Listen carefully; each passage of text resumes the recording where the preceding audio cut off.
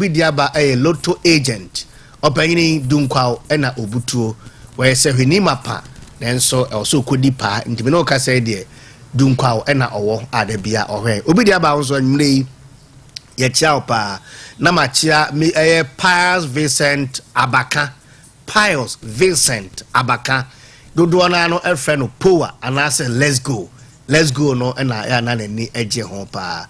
Opanyini were Western North Regional Campaign Coordinator at the Kennedy Ohene Japan. A compre kono no. Po anwumre and I said let's go baby away fibiano. Ye chaw ne anwumre pa. Na ma chia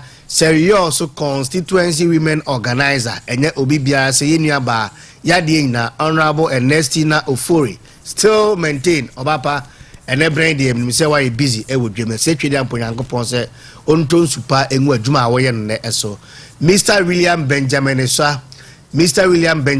aka Bodi Bruni, the Science and Data Chairman, the Grassroots Chairman, the Action Man, Waya Ye, Papa Way, and Wama and Kofobi campaign at Tunsum. And you'll be say, Honorable, and I say, Mr. William Benjamin Esa, where former Western North Regional Chairman at the MPP, Amanu Kuno. Since I'm no Eka say or no, and a coordinator, and as a Western North Regional Campaign Coordinator at the My Excellency Dr. Alhaji Mahmudu Baumia. Opanyini Isha Dodona Sanomo Efreno Oba na babia ewubini se ototo enemantanwei me cha pa ma chere we dia me cha ni Chief of Staff Nana Patapa hene Auche Patapa hene a onye Patapa Auche of Auche Funds anwumrei babia utie wo he free bia no wonso me cha papa ne ebinzo nkoma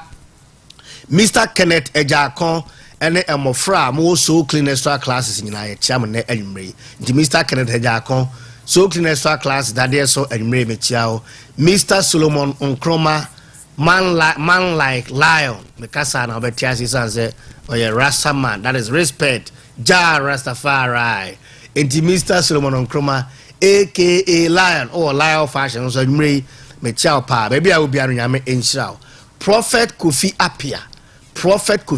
dodo na efre passion me no eka say de manso hia koze eho ena owo nyamedi fu anwumrei baby a otie bia na se ohwe efi bia no ye chiao pa Honorable Dixon Kusi assemblyman and as assembly member at the man this year wo Arewa electoral area asante mantemu Honorable Kusi wonso baby a obia no me chiao Mr. Swala Osman and so dodo na no efre Malam Sehibunzan ena owo opanyini ye se twedi amponyankopon Allah se onka ho na babia obia no onto de mbosuo no emfa engu so na mencha Mr. Jerry Kankam aka Kwabraketwa former first vice chairman of the NDC Amanyoku no owo sehibe kwai opanyini mechiao na mencha Oluman of Masters in with the grass here ena owo onso mechiao pa commander mi hu wote onka ache opanyini mame ehun ya chewe de na be kanja egum de me de hyase no enye ade a eye aniso na menka ba mebusa ensem yenuanom amowo Western of ha titru wamwo Western of ha all the 9 constituencies and I say 9 districts and some part of Western region and some part of let's say Central and Ashanti region asemwa ebe enye asemwa ede ni nyina ene se ye de letter bi eba abeto so iwi a mebusa eho ensem mo kai se aban dada no penso omo de ade bi ebai a na efre no zip line medical drone delivery system aha de dodo na efre no aeroplane ketwa a na de empane emoja ekokoje adehye enkwa ene ye koda sore ya mbacho otwifato so mai ye koda sore ya krata bi aba beto edwa na krata no emunsem enyina ne se omotwe krata no November 24th 2024 na say last year eno omotwe ye na do mo kanyina ne se omo ebe suspend omo operations ewo se hwiyo so effective 25th November 2025 eye enne enti wunia wutie yen ewo empatem ha na se free na ekoi wan airplane ketwa no se e de aduro e de mpane ebre o manfo a o ma suspend operations na question na mebusa no ene se Asempa. You see, a few way, Bosomen Krumu ena ye zip line workers are a was a rio so no, and Pedro do say, and I yet wonka. Meaning the American, but me very strategic. And Pedro do say, and yet workers no eka. And my father do say, and I ewo na emusia ho say sika do say e na Ghana ban afi budget no what they share nkoko nketenkete no mu the American away and say nkoko nketenkete no policy no eye policy papa na emum pa say as on mine na de betimi aye ne say ye bechusu nkoko nketenkete over drone delivery system pa there and then we are sick in the head. Na ya bobadam. Anu kwe ba kope. Pa se zip line. Jumedia na ejumakoi edi. Hwe wa nkoko nkete wa obenya bibia na ye. Na busa ho se wunya nkoko nkete no. Na wo ye won. Na omu tubi na wunya sika. Na nyame mfa sama oyire oba unua wo fa na se wampo wuhia moja. Na uwo jirigini kofi uwo ya metwa uwo chori uwo Congo uwo nyame ajiso okay na wuhia moja na se wuhia edrobi anase pane wo wakaw na amedru hon montem na uwa emfaso obey ene wo so yen set your priorities right as a country na serious country bie ni Ghana ha no mo a obechusu enkoko nketenkete over medical drone delivery system da nti de on tino fi na ekure se mo ahu airplane nketenkete no se e de aduro efi yo so e brem mo mmea na efi de fi ni nyina ne se aban bai o engage zip line for nti de wo ho no eno asemi ekopie Ghana mrahye bedwafie e ma mrahye bedwafo no bi e resist issue no na we die hu ne se and I said, there are say, health minister, if you Western North region.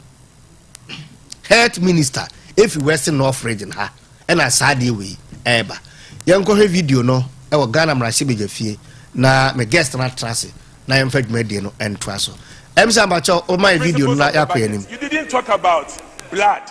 the lifeline of the human and the lifeline of the principles of the budget. You didn't talk about blood, the lifeline of the human and the lifeline of this country. Mr. Speaker, today, I say, and I tender in this document, that zip line is decommissioning. Is decommissioning 4 of its centers. 3 of its centers. Center 4, Center 5, and then Center 6. What does this mean? There has been non-engagement. There has been non-engagement and also inability for government to provide funds for zipline. Mr. Speaker, the allocation this year was 20 million, knowing very well that you owe zipline as of now 175 million. Mr. Speaker, what this means is that, as this letter says, they are shutting down these 3 centers. The Enum Center supplies the whole of Volta region. It supplies part of Eastern region and the Afran Plains. Mr. Speaker, they are also shutting down the Western North, Seshi. The minister's own backyard, Seshi, we also distribution center. That means that they are not supplying blood, medicines, vaccines to the whole Western North, part of Western region, part of Central region,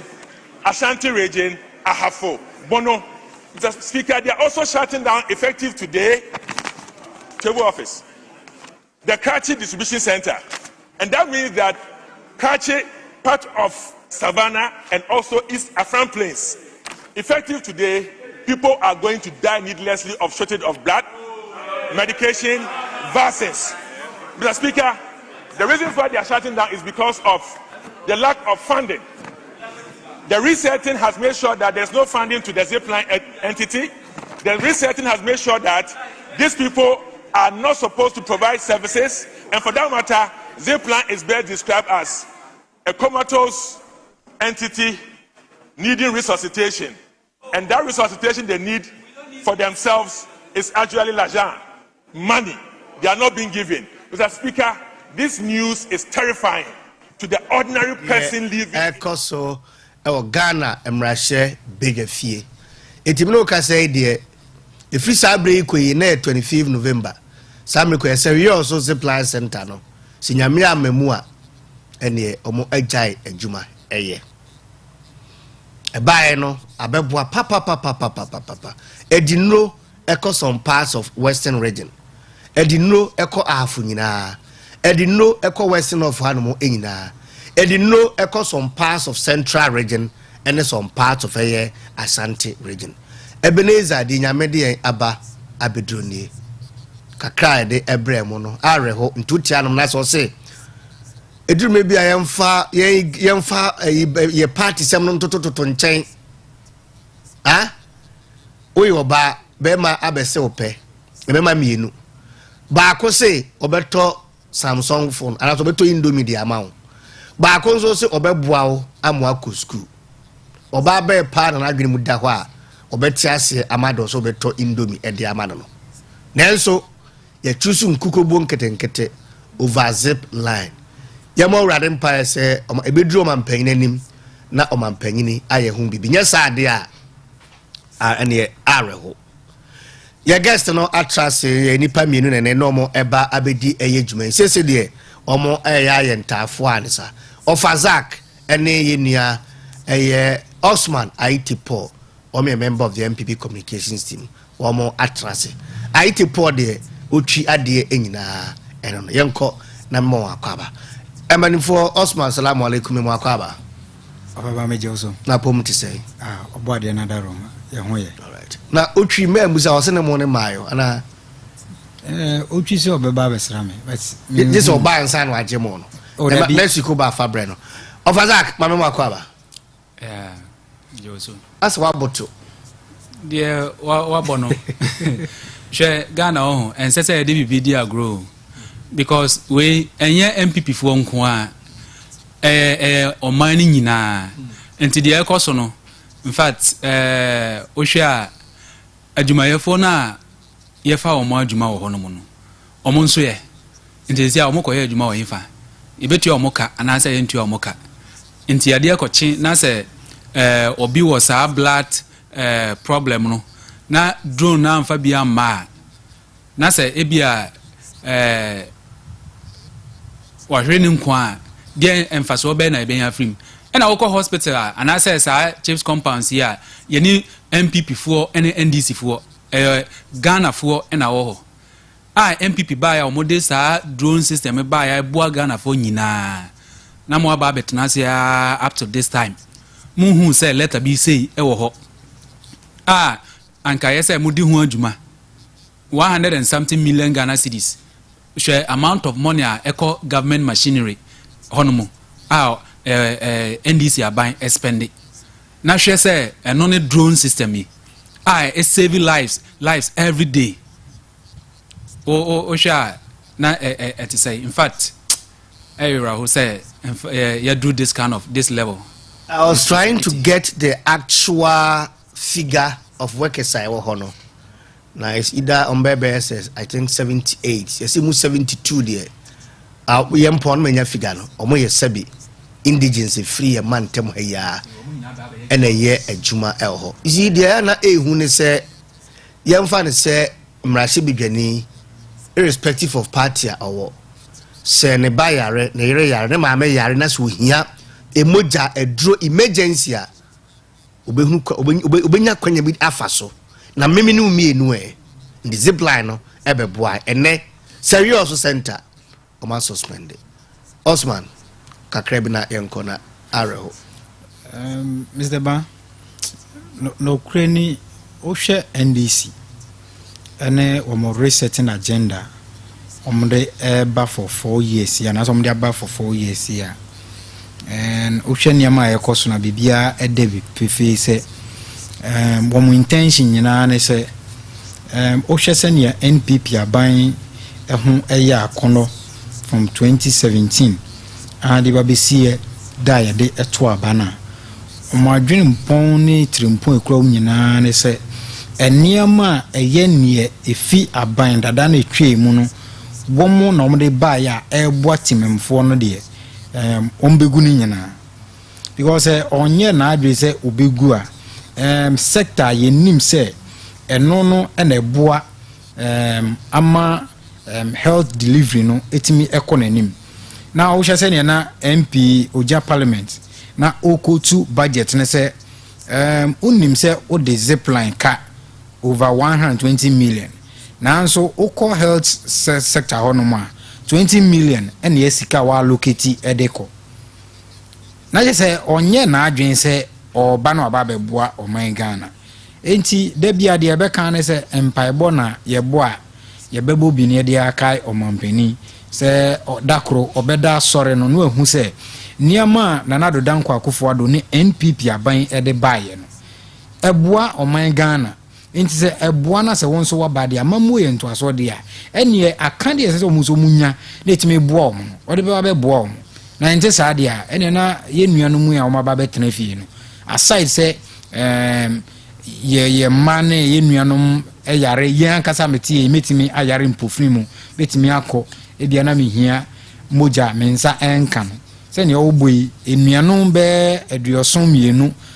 amoye 70 over it was 72 yes and ya juma ɛwɔ hɔ na chest sɛ emu 80% de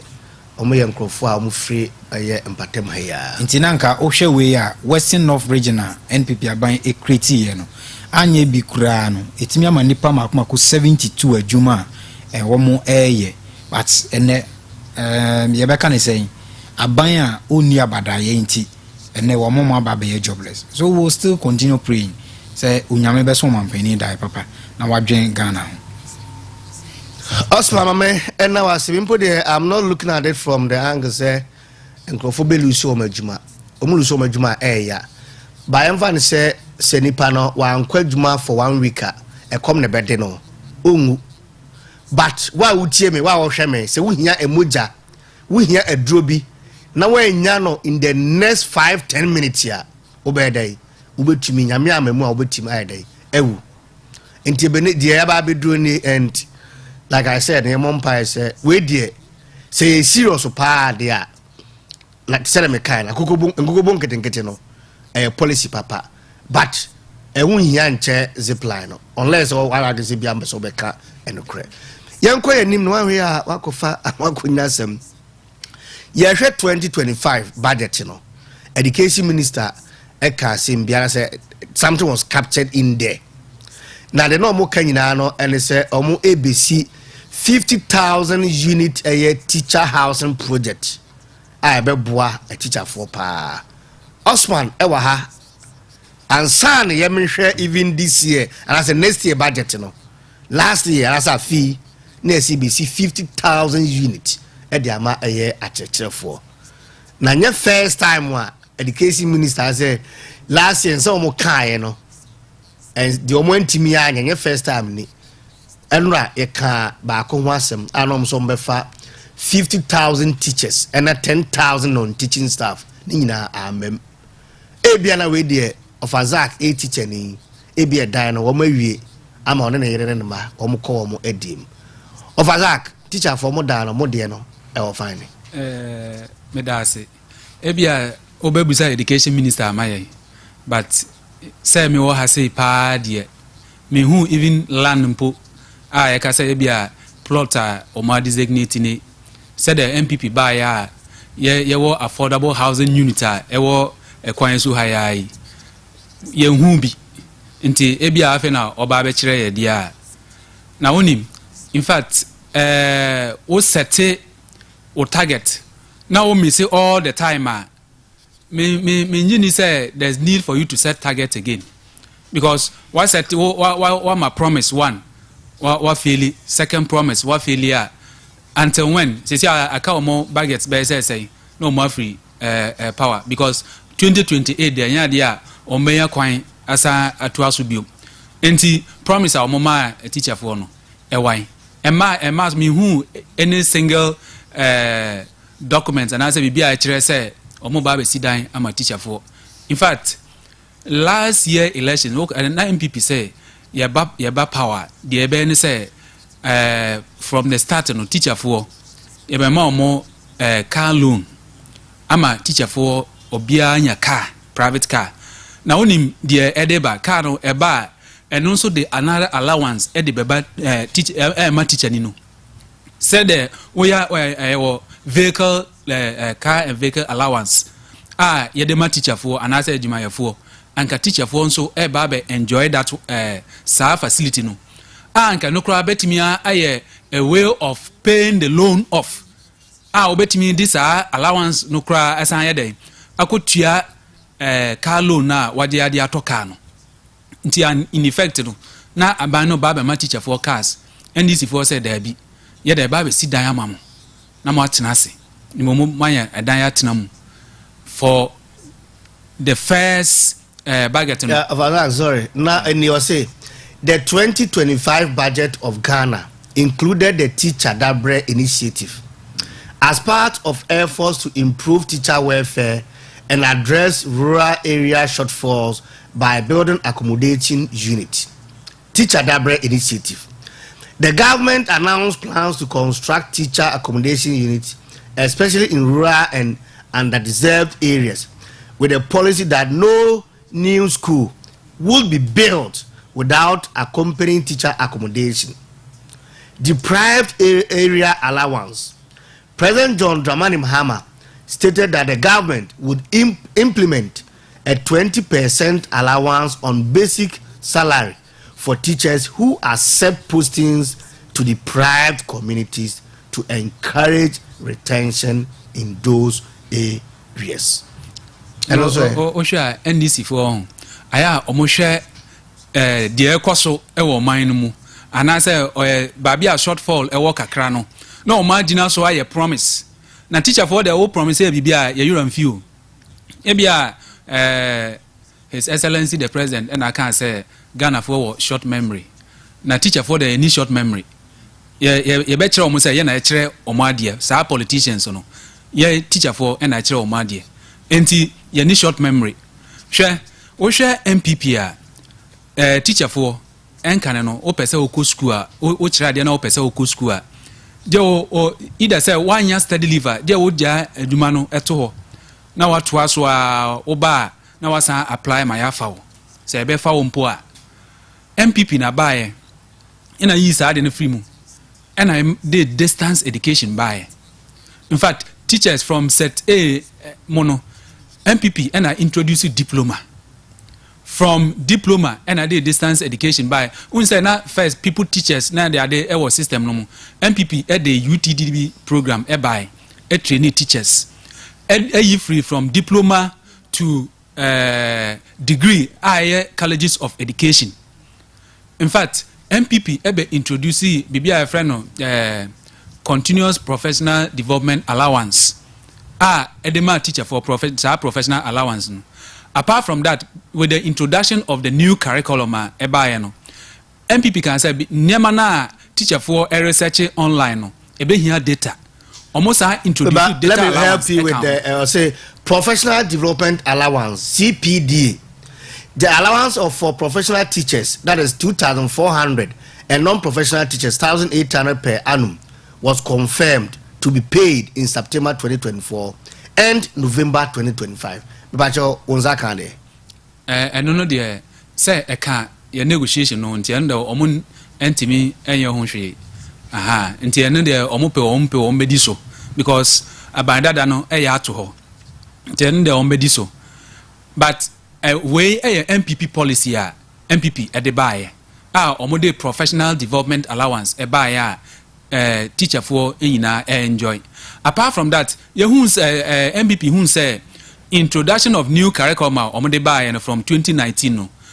ehun say nema no bebre o I was a teacher research online into omode another allowance e buy ebebuwa teacher ni na mana yedai ato data and say sa data allowance nso ebe kan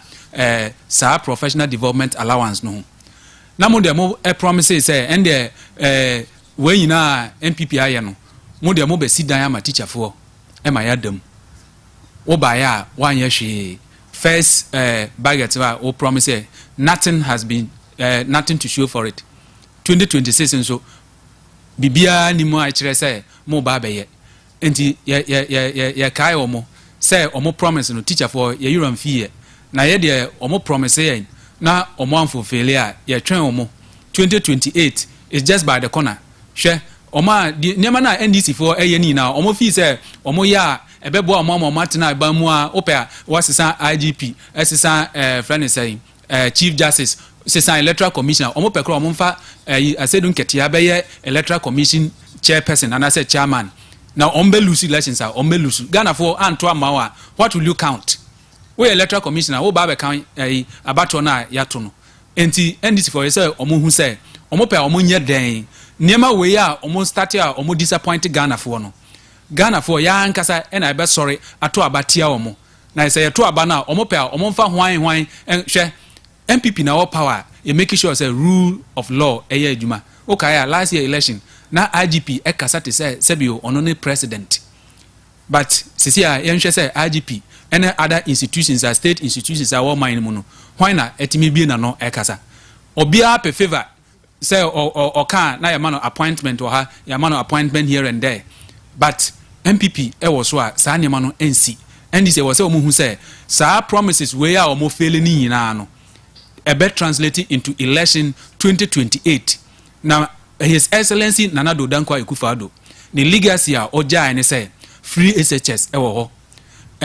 drones a sisi a egui ewo na eka ho o hwe agenda 111 na obetimi aka ba bi bebre a o hwe a 9 structures esi ho a MPP na yeye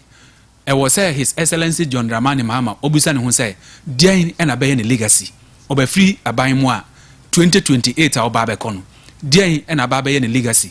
promises a omo promise teacher for mu a ene other adwumayefo a omo afeli no MPP buy ya anye hwe kura no 12% increment of salary 10% 30% 25% wonko a wo buy a 10% after the aba 9% saa uniema we nyina no is translating into 2028 elections na omo enkai hu say Charlotte Osaya omo de ban as electoral commissioner no omo lose elections MPP Jane Mensa MPP na yinu MPP lose elections into omo pair omo sisa state institutions heads ni na nyema na omo ye no ground no e na be ma ye akwakoto abatia omo 2028 Obazak mameno wasramenko Osman so Osman education minister as last year omo planning say ombesi 50,000 a year unit a dine at the ama in your church for me shall say few of Azak or is answer way churning yes be behind the NC so this year the kind of teacher for within the budget in some next year no yegidia na of abama men na wase anwumre na yenchia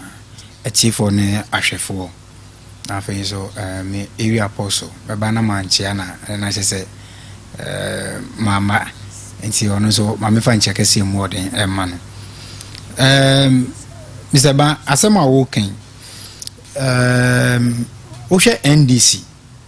omo 2024 manifesto we anya budget mu but eyasema omo ankasa omo nkrata no ma no disema 2024 omo de campaign na account oko NDC manifesto page 99 okay page 99 of the NDC manifesto ehona yewo sa teacher dabre project na under sa teacher dabre project you know moma kekan nyama bebre ewomu a efa ye teacher for no eho a no mbe omo aka se omo ebeden ebeye dia mom yenim se omo 4 years mandate sisi an 1 year etwem na me pese ye hwe nyama bi under the teacher dabre project no omo kan bribi efa accommodation facilities for teachers within school buildings say ne wo kan nkrata odi kan e kan ne say ye see new school bia entumi masse ye see school na wie na ye nya teachers bungalow e wo honom omo de eno no e wo omo manifesto mu but ye mi say won say NDC e ba ye no school na kura no omo ya adwen say omo ahu community bi obeka se o omo pese omo see new school bi e ho ana eno no ebi nya den e mai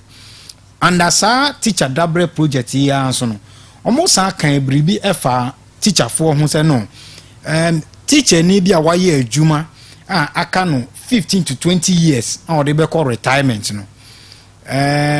sa affordable housing no womo ACB e de ama na eno no de ombe ya ne se womo de the various teacher unions no where womo manifesto mo womo de the various teacher unions no ebe kwa pam na uye teacher ni a wakatua na wo je no ye bete kakra e wo so ye de ato se be ya ka 15 to 20 years a wo be call retirement a wo betumi de aye den atofie na ebe kakra na teacher ni oko bank okoji loan 1-2 okoji loan no sa turnover no sa de no ebetwemu e de ama omo inti indirectly no bon se wo ye adwuma unto blog bet unwie no na wankasa wo ye teacher ni ano aye den wesi wo dan na se wonya babia wo pension obeden wo be kwa kwotena omo ye no under sa teacher dabre project ya nso no omo sa kan bribi se baabi no mo honom a wo mo asabi wo mo nkro ketua mu obi kura wo honom a babia owo no light kura ebi enni honom meko kwa wo baabi na wo ko honom a wo ye teacher ni ne de wo kokote honom a me ana e ya rehosempa enti ni okachire teacher for ne se wo mo a ye de wo mo ekokoto sai honom no ye be mo 20% of their salary and no be allowance or the air kan mo ho and I'm say wo faza ko ye teacher ni ye mi say sa wo mo sa on underserved areas o kan say be mo sa 20% allowance no and oba we timi implement ya na ye be set for na for say no mo na ye di juma no nti say wo ye teacher ni our a deprived community yes. Qualify for ASR 20% allowance no na wonsa ka mayehu wonsa kan so a mayehu na sase we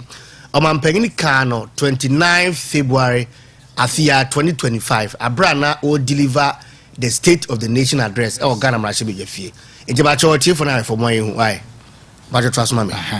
enti o hwe no na mo kan sa asemwe ne osa eka ho eka fa ho teacher well-being eno nso oka edefa ho se babia omo etete ene womo asetena mu no obebo ne ho modern as aban se yeto aba ede man 2024 na oba be ye omampani a and sa teacher dabre no niama be enan ama abobo sui no as NDC ne omampani oba be di oman no so no oba obeye de ama ye nuanu mu a omo ye akyerɛkyerɛfo no ba ye mi se ho se se ya no 2025 akabe 1 month or 2 months near the akwa wiye na ye ko 2025 ne wo kan se wo be sha ase no onyeye ene wasan de yen akwa kowura another 2026 ya se emu akwa didie emaya Mr. Maya kan afoforo gumana enti ye kan 2025 budget wa bere wo ankasa wo manifesto mu enti anka oba yeyi ena anka ye hu ne se o at least o kan say 2025 budget no sika say na ma allocate say o teacher for wo affordable housing no ye dey kwakọ support enti o ba baby ti say you also say na NPP affordable housing o fa nzu akwan so a yesisi bi wo hono mu anka be ka say at least western north region no yetimi enya asase bi e wo baabi a anye ye kura no say yenkate sort kura na yaka ho asem womo me asase ru ese ye compensate womo ya compensate womo na ye nim se o yetimi aka asase ho asem awie de ene hoping say 2026 sika wa allocate se o de be se adwuma no eno no betimi aboa kra me aka ate so ne aka se o ya se project na se but 2025 anabo bie ni ho no me aka se NDC aban we watu inti Mr. Ban ebanu NDC any teacher for edu e bia womo ne a teacher for any ye kura because na yenua Zach na o kan bribi o hwa NPP aban na ewura na bra na teachers for colleges of education no mo use set A NPP aban na ba ya I think somewhere 2005 2006 and almost started say ye issue diploma e de amom enti say aban bi aba na wadwene ho obi wo hono a owie secondary school no ontumi mpo enko teacher training no direct inti under college of education no yes what distance ebinom eye amu wi omunye diploma ye microphone bebre a NPP aban ebaye no eboa wo mo ema mutimi eden eye wo hwe ye teacher fo bebre o mo kira ade nyina no diduo na no form for fo ena mo kira ya ade ena na ye from people teachers NPP aban ebaye no otimi upgrade wo mo ema wa abra wo mo be call retirement dodo wo ma call retirement nyina no wo mo call retirement with a diploma certificate when na ya aban a ye be ka say oba o ye den odwa teacher fo ho ni o ka say obeye no oba obo na omode say obeye den obeye but say wo no waka say o ni ya post na akwakoto baabi ye fi say ho no mo sabi asetena mu e wo ho no no aho kire na niam bi say onya no ontumi enya and ye say na me de be ka wakati wa ebe si na 1 year 11 months in office say niam na nyina entumi emaye enti Mr. Ba ehwamo die ne die eba no teacher for asetena mu de a e be say NDC aban no onne wo mo eni ne ye kura Osman Aite Paul se onne wo eni ne ye kura embuntomre ena eguso ade ebro yesanso so e 2025 budget no emu loopholes bebreum eno kwede eba akope eno so do mo sai e ka no ba bi ni budget no allocate 1.5 billion Ghana cedis for economic transformation agenda to support programs like Feed Ghana program, Ghana Grains Development Project, and Vegetable Development Project. Offer some I be crampo ka say success Canada is.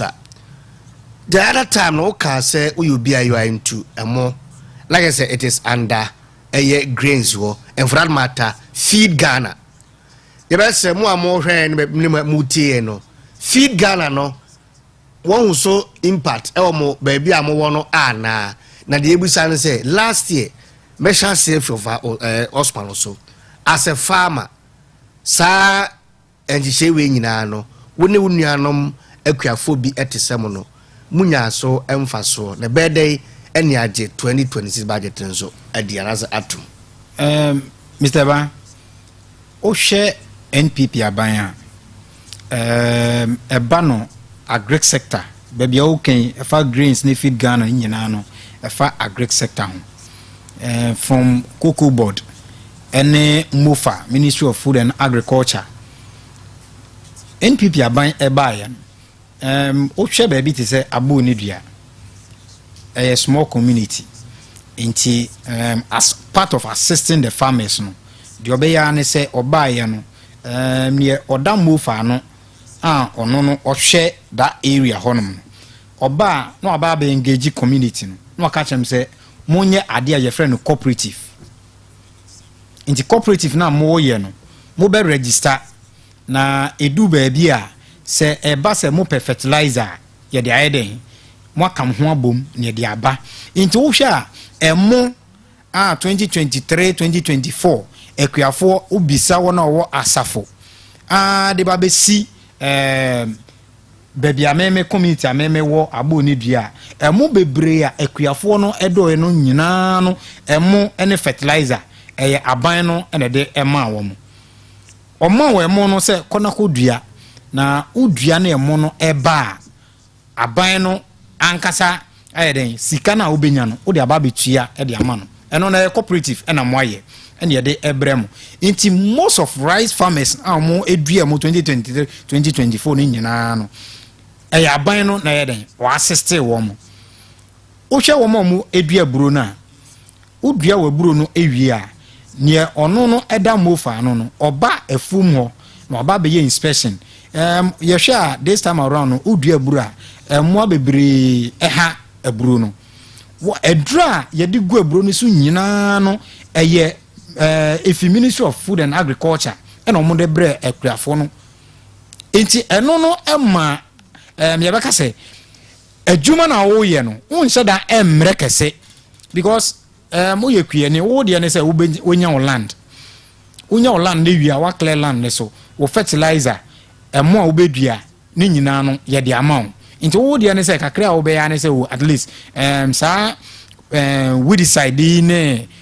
wo labor cost kakra no eno na ye ne wo kue no be ka se be den wo obeye but eba no niam akade a ye de ye afuo no e ma no ye den e boa wase hin wo hin han wa aban na ye den e assist wo na menu aba wo hwe 2025 season ya ye wo mu ya aban no se odibiribi aba ye friend feed Ghana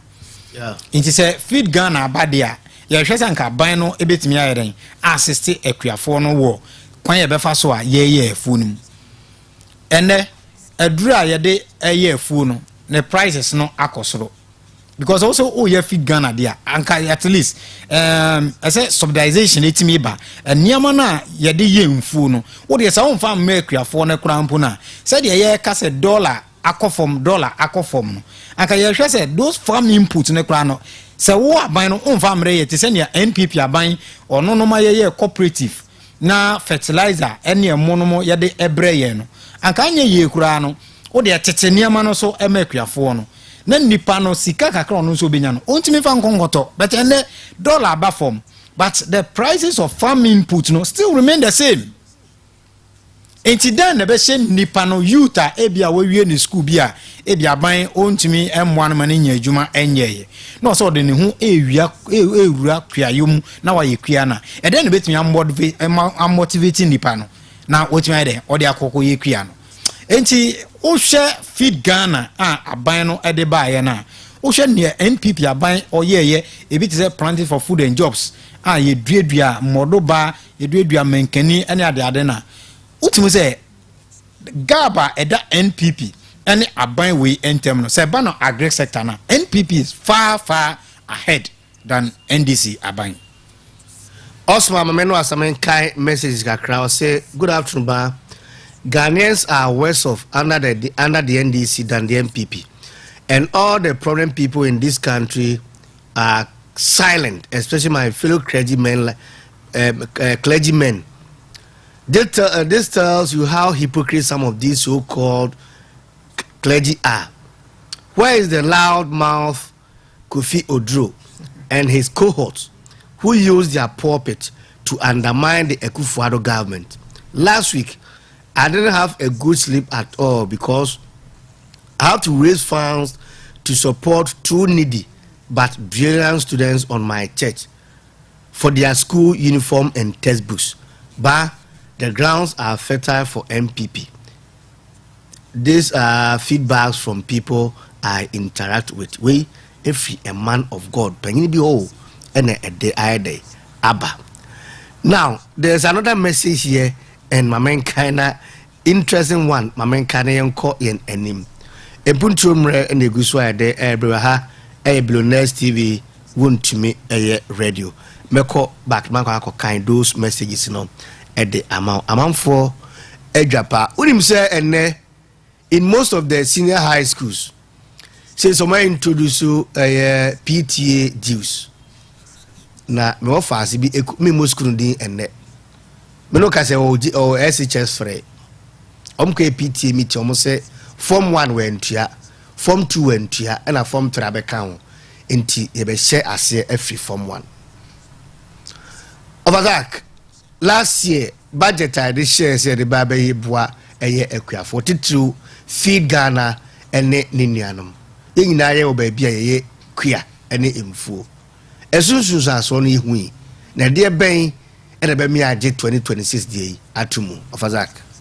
yo medase na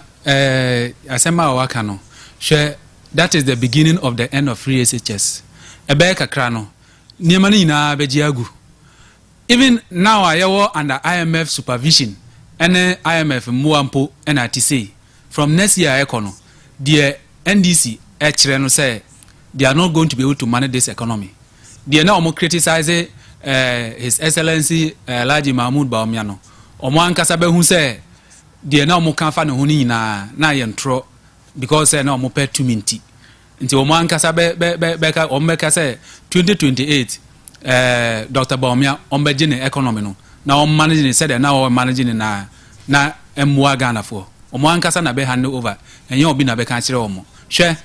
onim say under NDC omo first term under His Excellency John Dramani Mahama no na the economy was grow under agri sector no a grow negative. Yeah. A grow negative percent. But under MPP, because of planting for food and jobs, now every community at least so we share said na body ne ade aduane se ba market na one kasa utimu say yes, planting for food and jobs are abano eye no eye aduma. Omo fa workers under cocoa project no na edin bi da so a mirafi na omo twa cocoa na omo dua body any other staff for 2 years abano na o take care of it omo etua kuafo no ka etua adwumayefo na omo fa omo se omo nya adwuma no eka de ma wo ekuani no nti etua okoko afu a saa bodoba ne other full staff a omo bedua e wo hono mu no aban sa fa adwumayefo etua omo ka for 2 years e ma omo ya afo no makuani no and are planting for food and jobs way na evidence obia timi hu say in every community no na sa nema we ekoso na aduane ebu babia and the NDC no hwe bibia wo ye bia wo de political character and I say bibi sa ekono enyeye se wan fa adwumpa enni ekire a enya de abeyi o wo community mo na o aba NDC for obia mfa ne Ghana card mra na omaje obia Ghana card omo say sa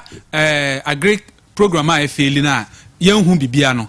de feed Ghana we say omo ba na omo de di bia ba beto so say de be ya omo de be confuse amanfo omo ba na omo say NDC fo omo fa omo Ghana card mra na omo register omo wo ye NDC ni a wonka ho bi omo register no obisa omo say omo de ye dan ya omo say I feed Ghana was said there omo ba be ye sa project no up till date obisa omo say there na omo de ba ya omo hu niema bia omo de ba any community and I say kuani bia say we every under feed Ghana say omo nje na omo fa muya ekuadwuma na omo ye no enti omo de political posture and call here say omo ankasa nkrofo na omo de na wo hwe bibi ti say afforestation na MPP ye na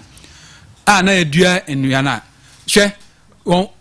na enye political this no say ebia wo ye MPP ni a na ye fa wadwuma o bosomonso minim NDC women organizer na o kan afforestation hu NDC women organizer na o kan oye afforestation but oba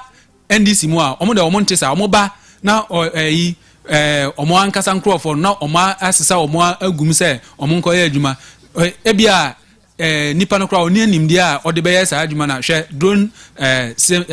center a omo close no wo yo say say ukọ a obehu NDC fo omo ka ho a omo ye adwuma wo ho and the MPP na ye Ghana fo ba omo de omo be yes project where obehu na omo ye announcement of information center and we NDC ni afa o Ghana card embra so ukọ so wonim na wo ye NDC na wo de Ghana card ko a eni a de be hwe no kra no nesa mo kra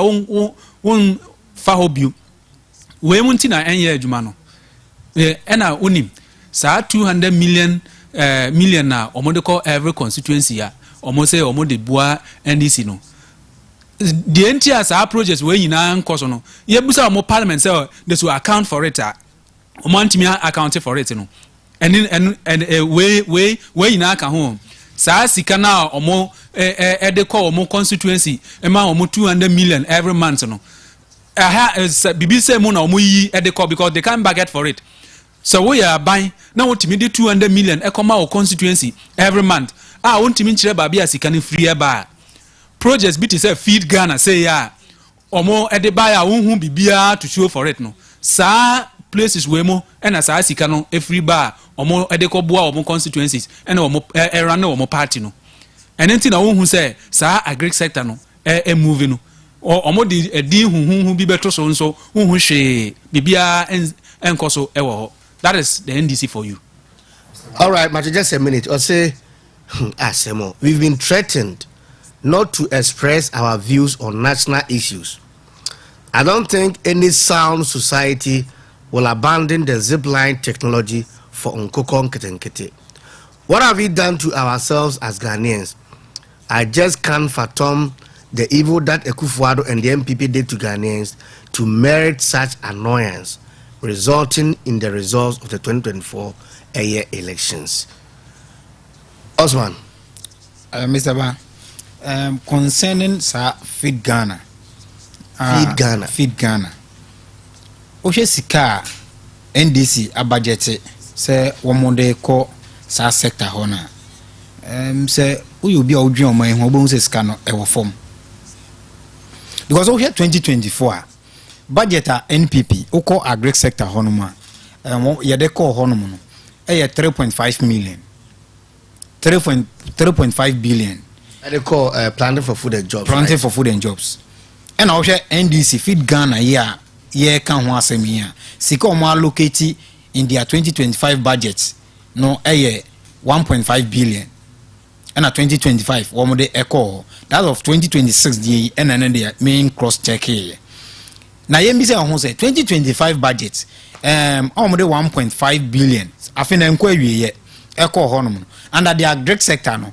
minia mpunto ben pa ne beka se o anase mfa so de ben pa na oman Ghana youth a omo ewura agriculture mo omanya edefim of for that come home be mo a teacher from Tifino was a good evening. This government is deliberately keeping us home to satisfy their parochial interest. Upon all the suffering we are going through as trained teachers, they don't seem to have sympathy for us. The education minister earlier this year told us that this government was going to recruit 50,000 teaching and 10,000 non-teaching staff this year. Just 2 weeks ago, same minister shamefully told the media that this government was going to recruit 6,100 teachers this year. They are playing with our emotions. The 2023 batch of teachers from colleges of education, we are about 13,000. The question is, who are they going to recruit and leave who? We don't know. We know it is rhetoric and gimmick on their part. How? Maxwell Pandai and a day a buyer.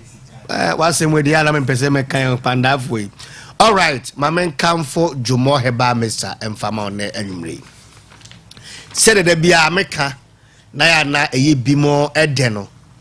Jumo enye din hunu. E benufo se you would din any would din. You would din hunu ho he. First teteno e din bi ho no mo a. Wo kola obo din na wo ka se wo po ba ware kura. Eso se fro say adeya ye frame kwame aboaje. Aboaje de ne de. Nemo nya ka se fro Jumo pe ubenya ba ware sisi enu nti ene wo Jumo Heba Mr. Na Jumo Heba Mr. no e de duro bia by friend no Jumo Heba Mr. Jumo Heba Mr. do nom de aba no Juma edi nie se o malaria fever, typhoid fever, o body nyina eye o yawa jonku titiu ye ne aye nyini e banifo si due nyina na po ede e bem eni se wu nyini na wa jonku ye o yade a edo betimi aboa wo ene Jumo Heba Mr. Yes, also our Jumo Heba capsules. Now we know there a boama mema amwo low sperm count. Abranti ade. We ye juma a bentim pim. When you go no syphilis and in yamu aka, we nya Jumo Heba capsules in bina ebinomoa ebeboa. Also a bema and I say oyo ba ukunu woyere and I say o kanchima e so mu a won tehe. Obi won mo say just on the second one and san wate krati ade. Kona kopa Jumo Heba Mr. ni biede enom we oba ensuo bi gu a oni enye ho wonya bi ebebo pa kokonti obi agya na yere kokonti obi agya ne kun esanse wo si dranwura wo yimframadodo papa enyo nkwa na wo sa problem na bi obi na enso omunya Jumo Heba capsules enonom ye no wo ho ato edro nam se yenti gara ha ato apete kuma se Misty Heba obenya bi ho Koinak ubenya bi ewo takwafo nko owas abidofie mensan so ewo eye takrade honso kwa abedai ubenya bi doma inkro Man Sky Heba swedro class FM ho nyina kwa ubenya bi ato yesan so ewo clinic facilities ewo ho hane jama mfoto ho esawo yade de ye no ene se ye ofi yase lekru de ho ena ewo obetimi afren ewo 0244 043-110 and I say 0201-672-578. Oh, friend, ya be frail. I'm on your dream. dwomaduro no ama obi waya kokora na nso de boys no bia no we bi onso kope bito na emwa yemra na yeni nuanom enwie ofazak 30 seconds ye kwasema etwato adaroma yo medase na medinchama MPP for DMB campaign team or CPO also so me pass mami o in fact nyasem na me pay ma na we dey in fact yeda Ghana for ase be MPP delegates o hwe de ekoso o man mo na e kire se ya make a intention say DMB na yede na ko na NDC for say o mo mpene na yi ba o mia wie a o mo pe o mo fa nko court because o mo say strategic anka ye be kwa ko yi different person na ye strategy em pese be strategic man NDC for ye be kwa ko simple se nipa no e no mo pe no a o mo fa se nipa no enye o mo presidential candidate me ba cho Osman was be twato enwan maka masa mi wie yo be so 20 seconds de pese me ka kire Ghana for ni se NDC aban o dada ye o hwe san kokko enketenketen project yi no enye na ehya se Ghana NPP no na wo mo ye NPP ayama na twem da inti we NDC for aye no adama NDC policy be so ma jemfa na de me pesa me kire ne se NPP aban tama NPP aban ewo so no poultry farmers no na NPP supply wo mo aduane na mo support wo mo ye support wo mo na we so dem kokko ne aduane na eba inti difference wo yemfa ensi acha me nko adaroma ene ya ko ide se de ye kan no dada na ye chia DMB ene NPP se hwi so se yento enkoso na adwuma den a ye de ama DMB no ye nyina ye mo me so ma memfa wonsi ha na wo na wo kan so